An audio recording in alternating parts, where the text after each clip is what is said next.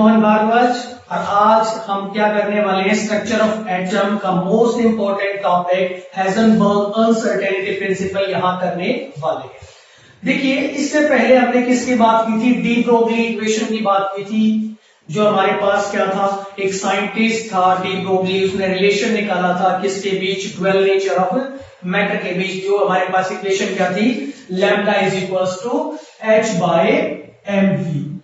ये इक्वेशन को किसने दिया था, डी ब्रोगली नाम के साइंटिस्ट ने इसके बारे में बात की थी, डी ब्रोगली। उसी के बाद उसी दशक में अगर हम बात करें तो हमारे पास कौन था, हाइजेनबर्ग नाम का साइंटिस्ट भी था जिसने इसी कंसेप्ट को आगे और चलाते हुए अपनी थ्योरी रखी।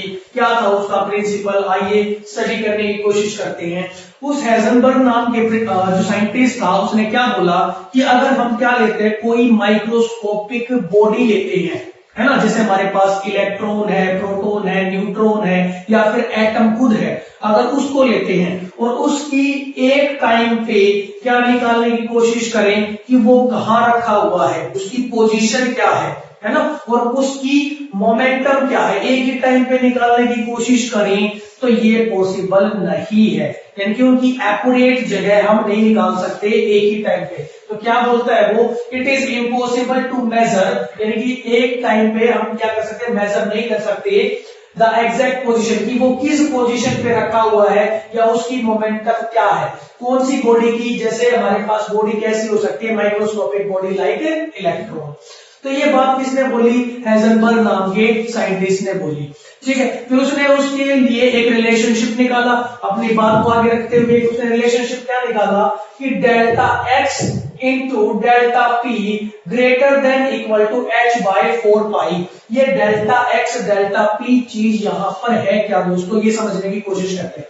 डेल्टा एक्स से मतलब हमारे पास uncertainty of measurement of position, कि कितनी अनसर्टेनिटी है पोजीशन में, है ना।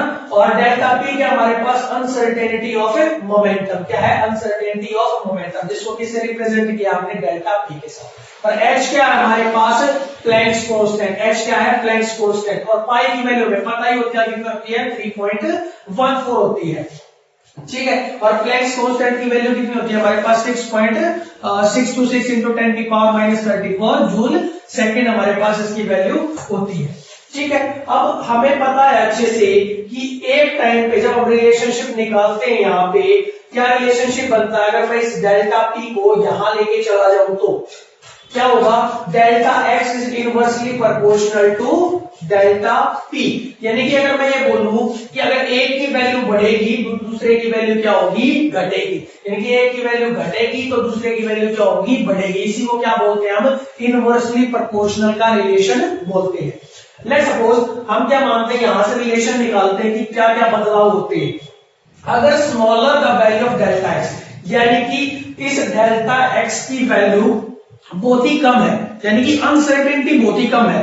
यानी एक तो अनसर्टेनिटी की बात बोलूं कि भाई जैसे एक एरिया है, ठीक है, उसके अंदर किसी चीज के पाए जाने की संभावना है, तो एक तो थोड़ा सा वो एरिया हो और एक बहुत ही बड़ा एरिया हो। जो थोड़ा सा एरिया होगा तो फिर उसके अंदर जल्दी से हम लोकेट कर सकते हैं, ऐसे ही अनसर्टेनिटी की बात है। अगर ये डेल्टा एक्स की वैल्यू कम होगी तो यानी कि एक्यूरेसी बढ़ेगी, क्या बढ़ेगी, accuracy to find the position, accuracy बढ़ जाएगी क्योंकि स्मॉलर वैल्यू है। तो स्मॉलर वैल्यू इसकी है तो जो डेल्टा पी की वैल्यू होगी वो क्या हो जाएगी, बढ़ जाएगी। यानी कि यहां जो क्या होगी, अनसर्टेनिटी इंक्रीज हो जाएगी, यानी कि मोमेंटम बहुत ही ज्यादा अनसर्टेन हो चुका है, उसकी वैल्यू को हम यहां क्या है, अच्छे से मेजर नहीं कर पाएंगे। दूसरा क्या है हमारे पास, यहाँ केस क्या बनता है, अगर ये जो हमारे पास डेल्टा एक्स है यानी कि अनसर्टेनिटी इन पोजीशन है, मैं इसकी वैल्यू को क्या कर देता हूं, बढ़ा देता हूं, यानी पोजीशन का नहीं पता अब हमें, उस माइक्रोस्कोपिक की बॉडी की पोजीशन का नहीं पता, लेकिन ये जो वैल्यू बढ़ेगी अनसर्टेनिटी, उसके कारण क्या होगा, हमारे पास जो डेल्टा पी की वैल्यू होगी यानी कि अनसर्टेनिटी इन मोमेंटम होगी वो कम हो जाएगी, यानी कि हम इसकी वैल्यू को एक्यूरेट फाइंड आउट करने की कोशिश कर सकते हैं, मतलब एक्यूरेसी की तरफ पहुंच जाएंगे, कि एग्जैक्ट तो फिर भी नहीं पता कर सकेंगे लेकिन उसकी तरफ हम नियर अबाउट पहुंच जाएंगे according to Heisenberg uncertainty principle. दूसरा केस क्या है हमारे पास, अगर डेल्टा एक्स की वैल्यू क्या हो जाती है हमारे पास जीरो हो जाती है, डेल्टा एक्स की वैल्यू क्या है जीरो, यानी कि अनसर्टेनिटी इन पोजीशन जीरो है, तो उस टाइम पे क्या होगा, जो हमारे पास अनसर्टेनिटी इन मोमेंटम होगा वो क्या बन जाएगा, इंफिनिटी बन जाएगा। वो क्या हो जाएगा हमारे पास वैल्यू यहाँ क्या होगी, हम कैलकुलेट करेंगे तो कितनी हो जाएगी, इंफिनिटी हो जाएगी। और इसका रिवर्स भी, इसका कन्वर्स भी क्या है, ट्रू है। अगर हम क्या करते हैं, जो मोमेंटम होता है अनसर्टेनिटी इन मोमेंटम, उसको हम क्या ले लेते हैं, जीरो ले लेते हैं, या वैल्यू जीरो पुट कर देते हैं, तो उस टाइम पे हमारे पास जो अनसर्टेनिटी इन पोजीशन होगी वो भी क्या हो जाएगी हमारे पास, इनफाइनाइट हो जाएगी। वो कैसे हो जाएगी, इनफाइनाइट हो जाएगी।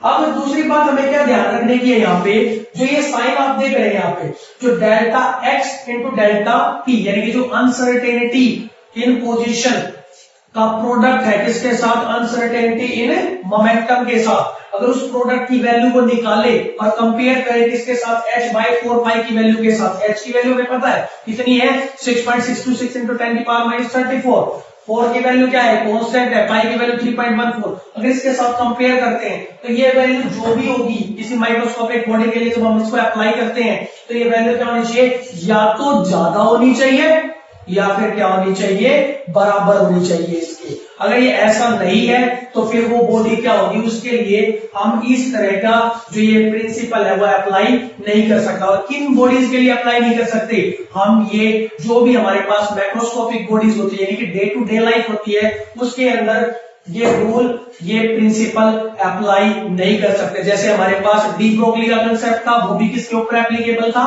माइक्रोस्कोपिक बॉडीज के लिए। और जो हमारे पास हाइजेनबर्ग अनसर्टेनिटी प्रिंसिपल है, ये भी किसके ऊपर अप्लाई होगा, हमारा माइक्रोस्कोपिक बॉडीज के ऊपर ही अप्लाई होगा, उससे आगे हम इसको अप्लाई नहीं कर सकते। लेकिन लिटिल बिट मॉडिफिकेशन जरूर कर सकते हैं। जो हमारे पास यहाँ फॉर्मूला है, मॉडिफिकेशन क्या होगी, देखिए हमें अच्छे से पता है क्या, कि जो मोमेंटम होता है, क्या होता है मोमेंटम का जो फॉर्मूला होता है वो क्या होता है, momentum is equals to mass into velocity. तो मास में तो कोई बदलाव हो नहीं सकता माइक्रोस्कोपिक बॉडी के अंदर, लेकिन उसकी वेलोसिटी में बदलाव हो सकता है। क्या हो सकता है, उसके अंदर अनसर्टेनिटी आ सकती है। तो भाई हम फॉर्मूले को क्या कर सकता हूं, मॉडिफाई कर सकता हूं। क्या फॉर्मूला बनेगा मेरे पास, delta x into m into delta we greater than equal to h by 4 pi.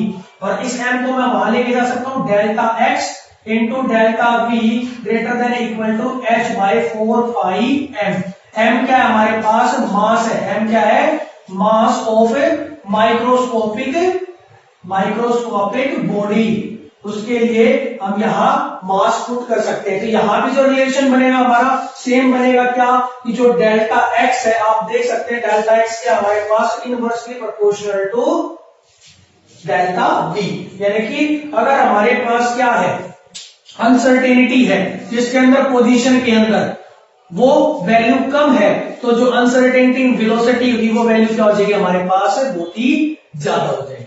अब क्या है, जो हमारे पास यहाँ हाइजेनबर्ग अनसर्टेनिटी प्रिंसिपल है, इसकी सिग्निफिकेंस है। सिग्निफिकेंस तो यही है मेन, तो कि जो ये हमारा हाइजेनबर्ग अनसर्टेनिटी प्रिंसिपल है किसके ऊपर अप्लाई करेगा, माइक्रोस्कोपिक बॉडीज के ऊपर अप्लाई करेगा, ना कि मैक्रोस्कोपिक बॉडीज के ऊपर। अब है कि मैक्रोस्कोपिक बॉडीज के ऊपर अप्लाई क्यों नहीं करता, क्योंकि जो लाइट रेडिएशन यूज करते हैं हम, या फोटोन जो यूज करते हैं लोकेट करने के लिए, अगर हम डे टू डे लाइफ में बात कर रहा हूं, तो मेरी पोजीशन जो है और जो मेरी वेलोसिटी है उसके अंदर कोई इतनी ज्यादा अनसर्टेनिटी नहीं है कि जिसकी वजह से हमें इस रूल को क्या करना पड़े, अप्लाई करना पड़े। तो मैक्रोस्कोपिक वर्ल्ड में इस प्रिंसिपल की कोई सिग्निफिकेंस नहीं है। ये किसके ऊपर अप्लाई हुआ, हमेशा माइक्रोस्कोपिक वर्ल्ड के ऊपर अप्लाई हुआ। माइक्रोस्कोपिक वर्ल्ड कौन सा है मेरा, जैसे इलेक्ट्रॉन, प्रोटॉन, न्यूट्रॉन, एटम, इन सब के लिए इसकी बहुत ही ज्यादा उपयोगिता है। अब हम बात कर लेते हैं कि इसको एक्सप्लेन कैसे करते हैं, कैसे इसको लोकेट कर सकते हैं, इसको हाइजेनबर्ग प्रिंसिपल की पोजीशन को या फिर मोमेंटम को कितनी अनसर्टेनिटी कैसे उसको एक्सप्लेन करते हैं। वो देखिए हमें क्या करना है, हमें जो माइक्रोस्कोपिक बॉडी है उसकी मोमेंटम भी निकालनी है और उसकी पोजीशन भी निकालनी है, ठीक है। तो हम क्या करते हैं, यहां एक इलेक्ट्रॉन लेते हैं जो क्या कर रहा है, ऑर्बिट में घूम रहा है, कहीं बाहर घूम रहा है, एटम के बाहर घूम रहा है, ठीक है। हम उसको लोकेट करने के लिए कि इलेक्ट्रॉन यहीं पे है, क्या करते हैं, उसके ऊपर इंसिडेंट लाइट डालते हैं। क्या डालते हैं, उसके ऊपर इंसिडेंट लाइट डालते हैं। इंसिडेंट लाइट डालते हैं और उसको ऑब्जर्व करते हैं किसकी हेल्प से, एक पावरफुल माइक्रोस्कोप की हेल्प से उसको ऑब्जर्व करते हैं कि वो टकराती कहाँ है लाइट, और जहां टकराएगी तो फिर क्या होगा, वहां हमें पता चल जाएगा कि यहाँ पे इलेक्ट्रॉन प्रेजेंट है, ठीक है। तो जैसे ही इंसिडेंट लाइट यहाँ टकराएगी उसको रिकॉर्ड कर लेंगे किससे, अल्ट्रा माइक्रोस्कोप से हम देख लेंगे उसकी पोजीशन यहाँ पे। टकराने के बाद क्या होगा, इंसिडेंट लाइट जब इससे टकराएगी तो इसकी जो पाथ थी, जो इसका ओरिजिनल पाथ था, वो क्या हो जाएगा, चेंज हो जाएगा, और एक नया पाथ और एक नई वेलोसिटी इसको मिल जाएगी। तो इस तरह से क्या होता है कि जो ये अनसर्टेनिटी आई है, क्या आई है, अनसर्टेनिटी आई, किसकी वजह से, जब हमने इंसिडेंट लाइट डाली किसी इलेक्ट्रॉन की पोजीशन निकालने के लिए, तो अब वो उस टाइम पे तो यहाँ रहा नहीं ना, टकराने के बाद तो वो यहाँ रहा नहीं, उसकी पोजीशन में क्या हो चुका है, बदलाव आ चुका है। तो जितनी अच्छी एक्यूरेसी निकालने की कोशिश करेंगे उतनी ज्यादा क्या हो जाएगी, उसकी पाथ और वेलोसिटी में चेंज आ जाएगा। अब आप बोलेंगे इतना चेंज क्यों आया, क्योंकि जो हमारे पास ऑप्टिक्स है, क्या है, वेव ऑप्टिक्स है, वो क्या बोलती है कि जो एक्यूरेसी होती है पोजीशन की, ठीक है, पार्टिकल की, वो किसके ऊपर डिपेंड करती है कि वेवलेंथ कैसी यूज रखी है हमने लाइट की, जो इंसिडेंट लाइट की वेवलेंथ हमने कैसी यूज रखी है उसके ऊपर डिपेंड करेगी। यानी अगर मैं शॉर्टर वेवलेंथ वाली लाइट का यूज करता हूं, यहाँ इंसिडेंट लाइट मैंने कौन सी डाली, शॉर्टर वेवलेंथ वाली, शॉर्टर वेवलेंथ वाली से मतलब है हमारे पास कौन सी है, कॉस्मिक होगी, गामा होगी, है ना, इस तरह से लाइट रेडिएशन हमने ली है, वो क्या होते हैं हमारे पास शॉर्टर वेवलेंथ की होती है। अगर उनका इस्तेमाल करते हैं तो जो एक्यूरेसी होती है पोजीशन, वो तो हम क्या कर सकते हैं, एक्यूरेट निकालने की तरफ बढ़ जाते हैं, मतलब कि बस थोड़ा सा फर्क हो सकता है, भाई यहाँ हो सकता है या यहाँ हो सकता है, थोड़ी सी पोजीशन में बदलाव हो सकता है, लेकिन उससे क्या होगा कि हमारे पास शॉर्टर वेवलेंथ होती है, शॉर्टर वेवलेंथ की जो एनर्जी होती है वो क्या होती है, बहुत ही ज्यादा हाई होती है, क्योंकि हमने इलेक्ट्रोमैग्नेटिक स्पेक्ट्रम पढ़ रखा है, उसके अंदर हमें पता है, हमने ऑर्डर बता रखा है, क्या रिलेशन होता है हमारे पास, हमें ये अच्छे से पता है कि एनर्जी का जो रिलेशन होता है वो क्या होता है हमारे पास, एच न्यू, यानी कि energy directly proportional to frequency, और न्यू क्या होता है हमारे पास, सी बाय लैम्डा, यानी कि एनर्जी जो होता है वो हमारे पास क्या होती है, इनवर्सली प्रोपोर्शनल टू वेवलेंथ, और इनवर्सली प्रोपोर्शनल टू वेवलेंथ, इसका मतलब शॉर्टर वेवलेंथ वालों की एनर्जी क्या होगी, बहुत ही ज्यादा हाई होगी, तो मोर एनर्जेटिक होंगे, मोर एनर्जेटिक होंगे तो क्या होंगे, जो हमारे पास यहाँ इलेक्ट्रॉन था, जो उसका पाथ, उसकी जो वेलोसिटी थी, उसके अंदर क्या होगा, बदलाव आएगा, बहुत ही ज्यादा बदलाव आएगा, और अनसर्टेनिटी क्या हो जाएगी, मोमेंटम में और वेलोसिटी में बहुत ही ज्यादा बढ़ जाएगी। इसी वजह से हम क्या बोल रहे हैं कि अगर हम क्या करते हैं, यहाँ हायर वेवलेंथ का इस्तेमाल करेंगे, शॉर्टर की बजाय आप बोलेंगे नहीं, हम तो हायर वेवलेंथ का इस्तेमाल कर लेंगे। जब हायर वेवलेंथ का इस्तेमाल करोगे तो आप क्या कर सकते हो, चेंज इन वेलोसिटी की जो वैल्यू होगी अनसर्टेनिटी, वो तो कम हो जाएगी, मतलब कि इसमें तो एक्यूरेसी बढ़ जाएगी आपकी वेलोसिटी में, अनसर्टेनिटी की जो वैल्यू होगी एक्यूरेसी उसमें तो बढ़त आपको मिल जाएगी, लेकिन जो पोजीशन होगी फिर वो आप नहीं निकाल पाओगे, पोजीशन का आपने एक्चुअल में पता नहीं चल पाएगा। इसी वजह से क्या होता है, जो ये सिग्निफिकेंस है यहाँ जो हम इस्तेमाल करते हैं, तो कहीं ना कहीं एक अनसर्टेनिटी बनी रहती है किसके अंदर, माइक्रोस्कोपिक बॉडी के अंदर, कि हम कभी भी एक टाइम पे ना एग्जैक्ट पोजीशन निकाल सकते, ना एग्जैक्ट मोमेंटम निकाल सकते किसी भी माइक्रोस्कोपिक बॉडी के लिए। अब क्या करते हैं, हम हेजनबर्ग अनसर्टेनिटी प्रिंसिपल के ऊपर कुछ न्यूमेरिकल्स प्रैक्टिस कर लेते हैं, जिससे आपका जो कंसेप्ट होगा वो काफी अच्छे से क्लियर हो जाएगा। Start with numericals. Calculate the uncertainty in the position of an electron if the uncertainty in its velocity is 5.7 into 10 की पावर 5 मीटर पर सेकंड। ठीक है, ऐसे क्वेश्चंस को सोल्व करने के लिए सबसे पहले क्या लिखेंगे, फॉर्मूला लिखेंगे delta x into delta p greater than equal to h by 4 pi. लेकिन डेल्टा p हमें यहां नहीं गिवन, अभी क्या गिवन है, यहाँ पे हमें कैलकुलेट करनी है पोजीशन में अनसर्टेनिटी, लेकिन वेलोसिटी गिवन है, तो डेल्टा p क्या होता है हमारे पास, m इंटू डेल्टा v। तो ये वैल्यू कर देंगे, ऊपर पुट कर देंगे इस फॉर्मूले में, और अपने फॉर्मूले को मॉडिफाइड कर लेंगे, क्या हो जाएगा, delta x into delta v into M H by 4 pi. अब हमें क्या करनी है, ये वैल्यू निकालनी है, तो इन बाकी सब वैल्यूज को कहां भेज दूंगा, इधर भेज दूंगा, क्या हो जाएगा मेरे पास delta x greater than equal to h by 4 pi m into delta v। h की वैल्यू मेरे को पता है, h की वैल्यू कितनी होती है 6.626 इंटू 10 की पावर माइनस 34 जूल सेकेंड। और यहां मेरे को क्या गिवन है, डेल्टा v गिवन है। डेल्टा v कितना हमारे पास 5.7 इंटू 10 की पावर 5 मीटर सेकेंड इनवर्स। और क्या है m किसके लिए निकालना है भाई, ये हमारे पास इलेक्ट्रॉन है, और इलेक्ट्रॉन के लिए मास कितना होता है 9.1 इंटू 10 की पावर माइनस 31 केजी होता है। और इसको कन्वर्ट कर लेंगे, जो हमारे पास ये जूल सेकंड दे रखा है, इसको कन्वर्ट कर लेंगे, क्या होता है हमारे पास वर्क डन की फॉर्म में होता है, वर्क की एनर्जी क्या होती है जूल होती है, तो इसको कन्वर्ट कर लेंगे किसमें किलोग्राम में, क्योंकि यहाँ क्या दे रखा है किलोग्राम, तो क्या हो जाएगा unit kilogram metre square second inverse हो जाएगा, क्या हो जाएगा kilogram metre square second inverse. ये वैल्यू यहाँ पुट करेंगे तो डेल्टा एक्स कितना हो जाएगा 6.626 इंटू 10 की power minus 34 kilogram metre square second inverse. ठीक है, और यहाँ क्या मेरे पास 4 पाई की वैल्यू कितनी होती है 3.14, मास कितना है 9.1 इंटू 10 की पावर माइनस 31 केजी। केजी से केजी कट गया भाई। वेलोसिटी किसमें दे रखी है इंटू 5.7 इंटू 10 की पावर 5 मीटर पर सेकेंड। तो पर सेकेंड ये गए कैंसिल, और 1 मीटर से 1 मीटर कैंसिल आउट हो गया। जब इसको क्या करते हैं सोल्व करते हैं तो डेल्टा एक्स की वैल्यू हमें कितनी मिलती है भाई 1.01 इंटू 10 की पावर माइनस 10 मीटर मिलती है। और आपको अच्छे से पता है कि 10 की पावर माइनस 10 मीटर को क्या लिख सकते हैं 1 आर्मस्ट्रॉन्ग भी लिख सकते हैं। तो मैं लिख सकता हूँ डेल्टा एक्स की वैल्यू क्या मेरे पास है 1.01 आर्मस्ट्रॉन्ग। तो इस तरह से क्या कर सकते हैं हम इस न्यूमेरिकल को सोल्व यहाँ कर सकते हैं। Now numerical number second, calculate the uncertainty in velocity of a wagon of mass 2000 kg whose position is known to have an accuracy of plus 10 metre.